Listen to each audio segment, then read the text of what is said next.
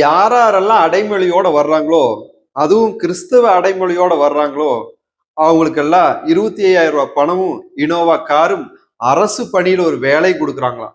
அப்படி யாருக்கு கொடுத்துட்டாங்கன்னு சொல்லி கேக்குறீங்களா? இப்போ லயோலா மணி. லயோலாங்கிறது அவர் படிச்சு வாங்கின பட்டம் இல்லைங்க, படிச்ச கல்லூரி. அவரைத்தான் தமிழ்நாடு பாடநூல் மற்றும் கல்வியியல் பணிகள் கழகத்தினுடைய தலைவரா போட்டிருக்கிறாங்க.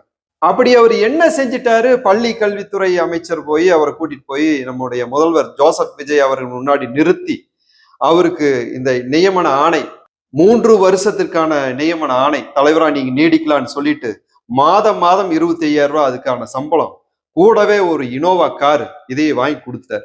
அவர் அப்படி என்ன செஞ்சிட்டாரு? என்ன செய்யல அவர்? அவரு பெரிய போராளிங்க. சிஏஏ போராட்டம் வந்தாலும் சரி அங்க அண்ணன் இருப்பாப்ல. அதே மாதிரி கூடங்குளம் அங்க ஸ்டெர்லைட்டு அங்கதான் இயற்கை எரிவாயு எடுக்கக்கூடிய திட்டம், அதுக்கு எதிரான போராட்டம் அங்க அண்ணன் முதல் ஆளா இருப்பாப்ல. அதே மாதிரி சாகர்மாலா அந்த துறைமுகங்களை எல்லாம் இணைக்கக்கூடிய ஒரு திட்டம், அந்த திட்டம் அறிவிச்ச உடனே போராட்டம், அந்த போராட்டத்துல முதல் ஆளா போய் உட்காந்துட்டாரு.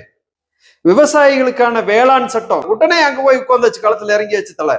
அப்படி அப்புறம் சனாதனம் பத்தி நம்ம ஒவ்வொருத்தர் பேசிட்டு வர்றாங்க இல்லையா? ஆராசா பேசினாரு, அதுக்கப்புறம் உதயநிதி பேசினார். அவங்க பேச ஆரம்பிச்ச உடனே நம்மாளு லயோலா மணி உடனே பொங்கி எழுந்து சனாதன தர்மத்தை ஒழிப்பது மட்டுமே ஜனநாயகத்தை மீட்டெடுக்கும் தீர்வாக அமையும் அப்படின்னு சொல்லி ஒரு ஒரு பேஸ்புக் போஸ்ட் ஒண்ணு அது போட்டு தள்ளிட்டாப்ல. அப்புறமா வருஷம் தீபாவளி வரும்ல, தீபாவளி வந்துட்டா போது மணி அண்ணனை கையில பிடிக்க முடியாது. சின்ராஸ் எப்படி கையில பிடிக்க முடியாது, அந்த மாதிரி தீபாவளி அன்னைக்கு நம்ம மணி அண்ணனை கையில பிடிக்க முடியாது. ஏன்னா பட்டாசு வெடிச்சா இவருக்கு கொஞ்சம் பொறுக்காது. பட்டாசு வெடிச்சு ஏதாவது நரகாசுரனை முப்பாட்டனை யாராவது இழிவுபடுத்தினீங்கன்னா அவங்கள செருப்பலையே அடிப்பேன் அப்படின்னு சொல்லியிருக்காப்புல. அப்புறம் நம்ம நாடு வந்து நிர்வாணப்படுத்தப்பட்ட நாடு, இந்தியாங்கிறது ஒரு நிர்வாணப்படுத்தப்பட்ட நாடு அப்படின்னு சொல்லி நாட்டை வந்து ஒரு வித்தியாசமான கோணத்துல, யாரும் சற்றும் எதிர்பார்க்காத கோணத்துல அப்படி சொல்லியிருப்பாப்ல.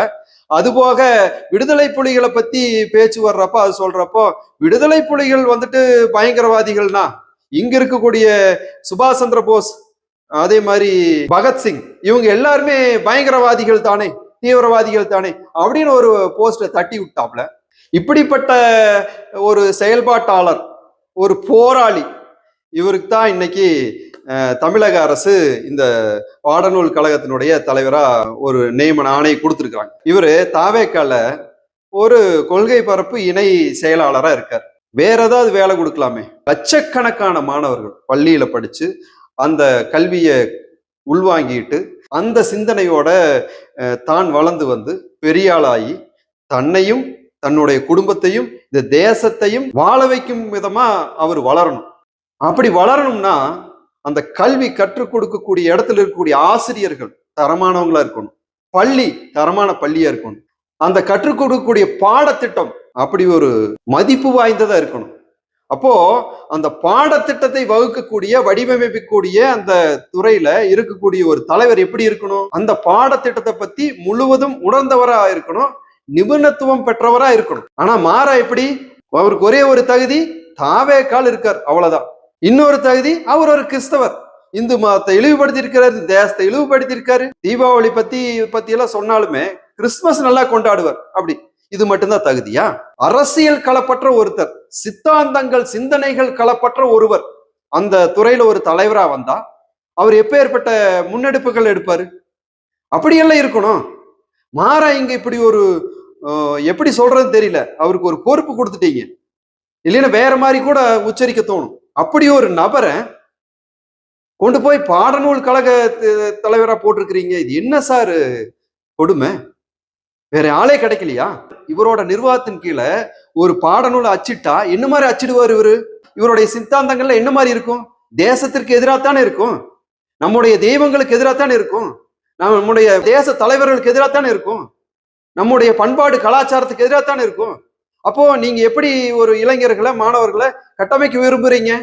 இந்த தேசத்துக்கு எதிரானவர்களா? இந்த தேசத்தினுடைய பெரும்பான்மை மதத்திற்கு எதிரானவர்களா? சனாதன தர்மத்தை எதிர்க்கக்கூடிய நபர்களா? அப்படி கட்டமைக்க நீங்க விரும்புறீங்களா? இந்த பணி நியமன ஆணையை திரும்ப பெற வேண்டும்.